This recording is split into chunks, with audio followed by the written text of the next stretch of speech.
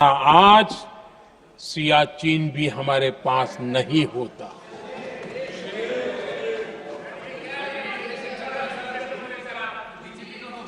आदरणीय अध्यक्ष जी, आजकल कांग्रेस के जो लोग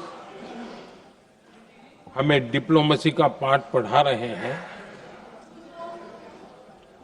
मैं उन्हें उनकी डिप्लोमेसी याद दिलाना चाहता हूं ताकि उनको भी कुछ याद रहे, पता चले। 26/11 जैसे भयंकर हमले के बाद बहुत बड़ा आतंकी हमला था। कांग्रेस का पाकिस्तान से प्रेम नहीं रुका। इतनी बड़ी घटना 26/11 की हुई थी। विदेशी दबाव में हमले के कुछ हफ्तों के भीतर ही कांग्रेस सरकार ने पाकिस्तान से बातचीत शुरू कर दी। आदरणीय अध्यक्ष जी, कांग्रेस सरकार ने 26/11 की इतनी बड़ी घटना के बाद भी एक भी डिप्लोमेट को भारत से बाहर निकालने की हिम्मत नहीं की।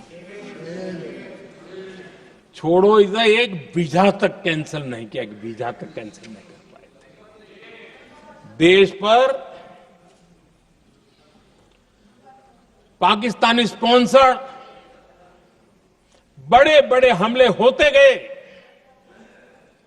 लेकिन यूपीए सरकार ने पाकिस्तान को मोस्ट फेवर्ड नेशन का दर्जा देकर रखा था।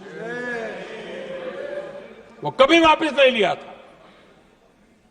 एक तरफ देश मुंबई के हमले का ये न्याय मांग रहा था, दूसरी तरफ कांग्रेस पाकिस्तान के साथ व्यापार करने में लगी थी।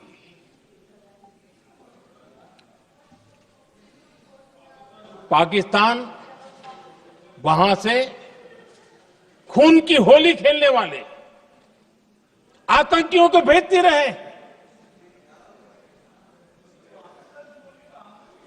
और कांग्रेस यहां अमन की आश के मुशायरे किया करती थी। मुशायरे होते थे। हमने आतंकवाद और अमन की आस का ये वन वे ट्रैफिक बंद कर दिया।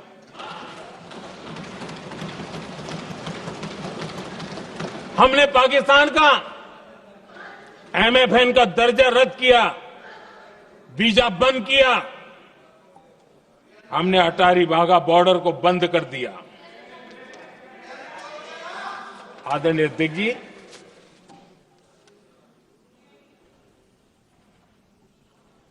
भारत के हितों को गिरवी रख देना ये कांग्रेस की पार्टी की पुरानी आदत है। इसका सबसे बड़ा उदाहरण सिंधु जल समझौता है। सिंधु जल समझौता किसने किया? नेहरू जी ने किया। और मामला किससे जुड़ा था? भारत से निकलने वाली नदियां, हमारे यहां से निकली हुई नदियां, उसका वो पानी था। और वो नदियां हजारों साल से भारत की सांस्कृतिक विरासत रही है, भारत की चैतन्य शक्ति रही है। भारत को सुजलाम सुफलाम बनाने में उन नदियों का बहुत बड़ा योगदान रहा है। सिंधु नदी जो सदियों से भारत की पहचान हुआ करती थी, उसी से भारत जाना जाता था। लेकिन नेहरू जी और कांग्रेस ने सिंधु और झेलम जैसी नदियों पर विवाद के लिए पंचायत किसको दी? वर्ल्ड बैंक को दी। वर्ल्ड बैंक फैसला करे क्या कर रहा है, नदी हमारी, पानी हमारा।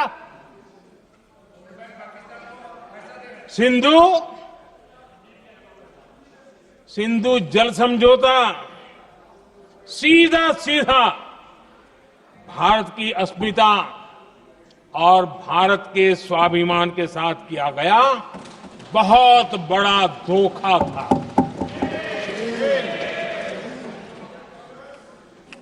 आदरणीय अध्यक्ष जी, आज के देश के युवा ये बात सुनते होंगे तो उनको भी आश्चर्य होगा कि ऐसे लोग थे हमारे देश का काम करते थे। नेहरू जी ने इस ट्रीटी करी और क्या किया, ये जो पानी था, जो नदियां थी, जो भारत से निकल रही थी, उन्होंने 80% पानी पाकिस्तान को देने के लिए वो राजी हो गए। और इतना बड़ा हिंदुस्तान, उसको सिर्फ 20% पानी। कोई मुझे समझाए भाई ये कौन सी बुद्धिमानी थी, कौन सा देश हित था, कौन सी डिप्लोमेसी थी, क्या हालत करके बना के रखा था आप लोगों ने। इतनी बड़ी आबादी वाला हमारा देश, हमारे यहां से निकलती हुई ये नदियां, और सिर्फ 20% पानी, और 80% पानी उन्होंने उसको दिया जो देश खुलेआम भारत को अपना दुश्मन करार कर देता रहता है, दुश्मन कहता रहा। और ये पानी पर किसका हक था? हमारे देश के किसानों का, हमारे देश के नागरिकों का, हमारा पंजाब, हमारा जम्मू कश्मीर, देश के एक बहुत बड़े हिस्से को इन्होंने पानी के संकट में धकेल दिया, इस एक कारण से। और राज्यों के भीतर भी पानी को लेकर के आपस में संघर्ष पैदा हुई है, प्रतिस्पर्धा पैदा हुई, और उनका जिस पर हक था उस पर पाकिस्तान मौज करता रहा। और ये दुनिया में अपनी डिप्लोमेसी के पाठ पढ़ाते रहते हैं। आदरणीय अध्यक्ष जी, अगर ये ट्रीटी न होती तो पश्चिमी नदियों पर कई बड़ी परियोजनाएं बनती। पंजाब, हरियाणा, राजस्थान और दिल्ली, वहां के किसानों को भरपूर पानी मिलता, पीने के पानी की कोई समस्या नहीं रहती। औद्योगिक प्रगति के लिए भारत बिजली बना पाता। इतना ही नहीं, नेहरू जी ने इसके उपरांत करोड़ों रुपए भी दिए ताकि पाकिस्तान नहर बना सके।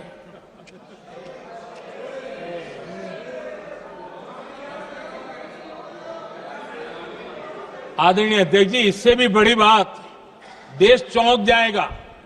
ये चीजें छिपाई गई है, दबा दी गई है। कहीं भी बांध बनता है तो उसमें एक मैकेनिज्म होता है उसकी सफाई का, डीसिल्टिंग का।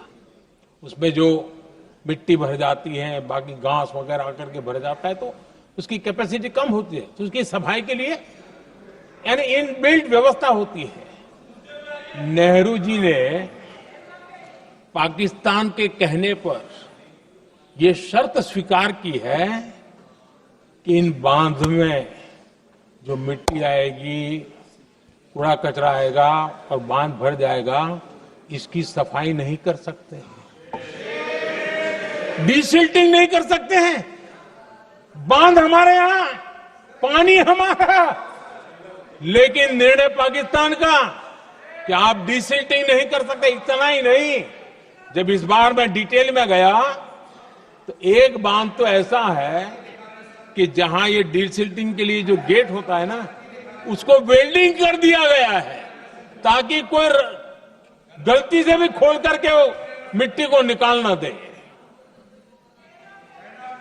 पाकिस्तान ने नेहरू जी से लिखवा लिया था कि भारत बिना पाकिस्तान की मर्जी अपने बांधों में जमा होने वाली मिट्टी साफ नहीं करेगा, डिसिल्टिंग नहीं करेगा। ये समझौता देश के खिलाफ था।